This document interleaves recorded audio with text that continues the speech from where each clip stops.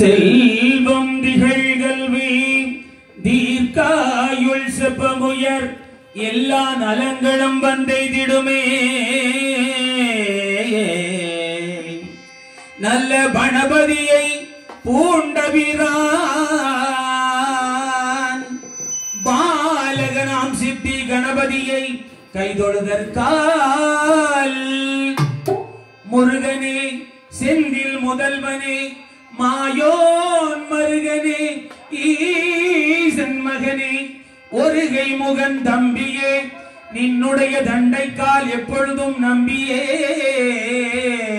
கைதொழுதேன் நான்.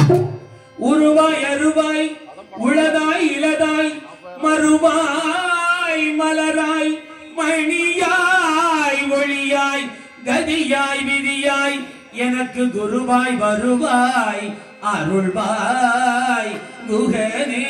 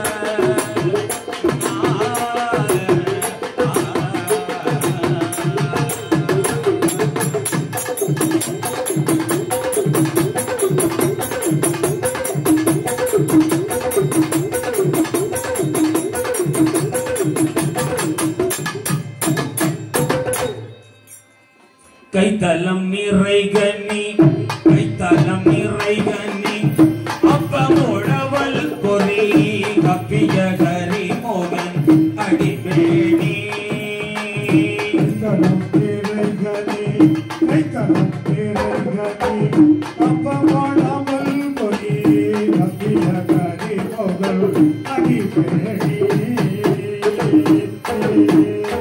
கைத்தலம் நிறைகனி அப்பமுழவல் பொறி கப்பிய கரி மோகன் அடிபேணி. கைத்தலம் நிறைகனி அப்பமுழவல் பொறி கப்பிய கரி மோகன் அடிபேணி.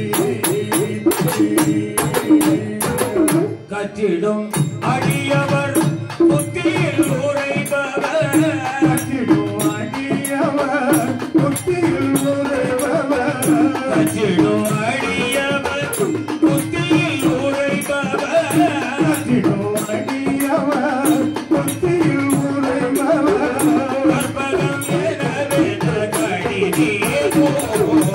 கைத்தலம் நிறைகனி அப்பமுழவல் பொறி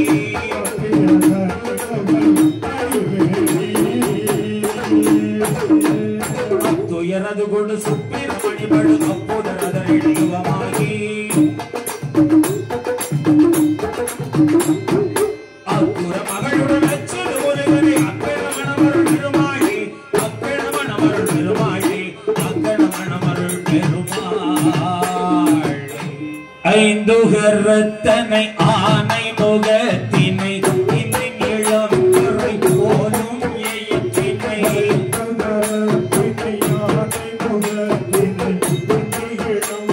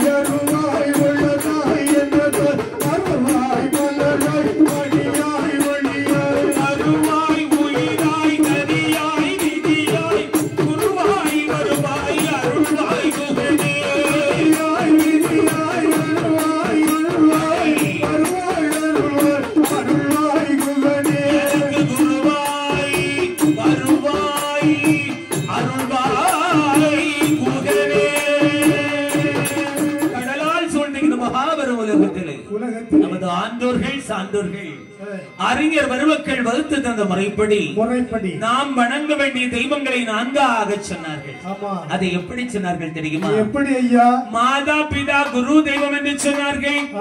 ஏன் அப்படி சொன்னார்கள்? எதற்காக அப்படி சொன்னார்கள்? மாதாவையும் பிதாவையும் முன்னிறுத்தினார்கள் இல்லையா? முதல் தெய்வமாக பெற்ற தாயை சொன்னார்கள். ஏன் அப்படி சொன்னார்கள் என்று பார்த்தோமே, ஆனால் 10 மாத காலம் கருவறையில் சுமந்து விட்ட தாயாரை எந்த ஒரு நாளும் மறக்க கூடாது. லோகத்திலே இறக்க முடியாத சுமையை சுமக்கிறவள் தான் தாய்.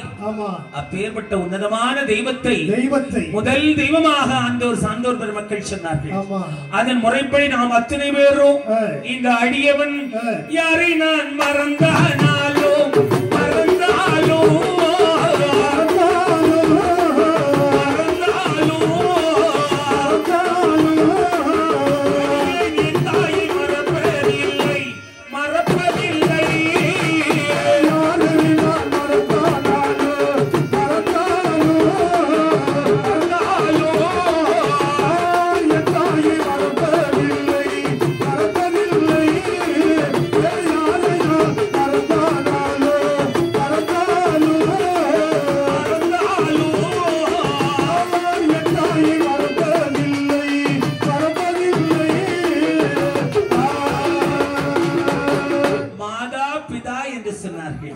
தாய்க்கு பிறகு தந்தை யாரை சொன்னார்கள்? தாயில் சிறந்ததொரு கோவிலும் இல்லை, தந்தை சொல்லிக்க மந்திரமில்லை என்று சொன்னார்கள். அன்னையும் பிதாவையும் முன்னறிவித்தார்கள் இல்லையா? தாய் தந்தையரை முதல் தெய்வமாகவே சொன்னார்கள். இரண்டாவது நம்மை பெற்றெடுத்த பெயர் நாமம் சூட்டி இது காலம் வரைக்கும் வளர்த்தெடுத்து இந்த ஒரு நிலைமைக்கு ஆளாக்கிய தந்தையாரை ஒரு பொழுதும் மறக்க கூடாது என்பதற்காக அப்படி இரண்டாவது தெய்வமாக தந்தையாரை சொன்னார்கள். அப்படி இருக்க நம்மை நாமம் விட்டு வளர்த்தெடுத்த தந்தையாரை மறக்க கூடாது என்பதற்காக என்னை நாமம் விட்டு வளர்த்தெடுத்து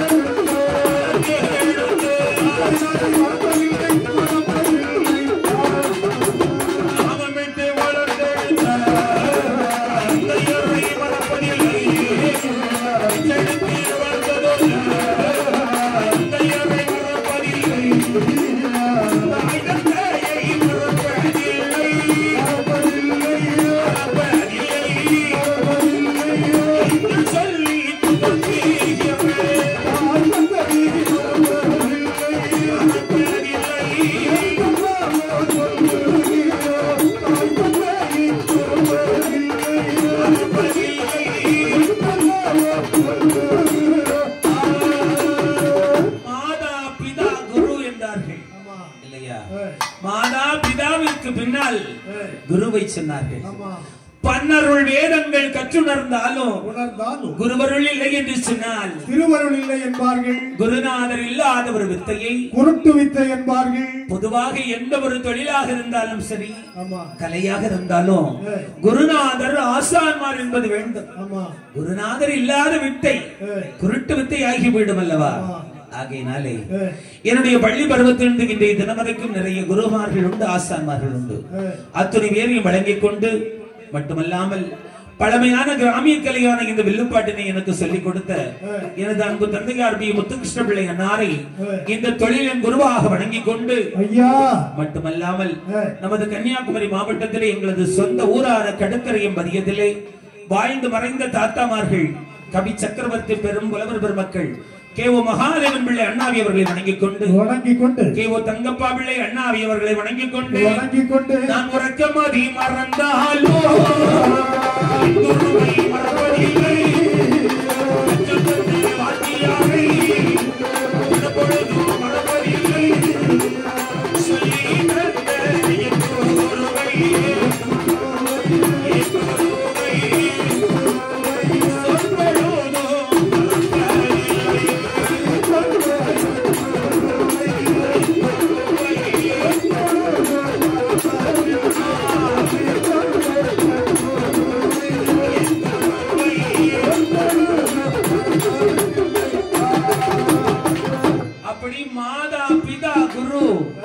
தெய்வம் என்று கடைசியிலே சொன்னார்கள் இல்லையா?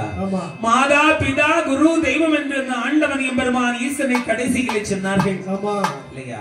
இங்கே அருள்பாலித்துக் கொண்டிருக்கக்கூடிய ஐயன் மாயாண்டி சுடலைமாட சுவாமியை சொன்னார்கள். இந்த தெய்வங்களுக்கெல்லாம் கடைசியிலே சொன்னார்கள் இல்லையா? அப்படி இருக்க இந்த லோகத்தில் உள்ள ஆண்டோர் சான்றோர் அறிஞர் பெருமக்கள் அத்தனை பேரையும் அடி இவன் குருவாக பாவித்துக் கொண்டு இந்த ஒரு வேளையிலே ஒருவரே குருவை என்றால்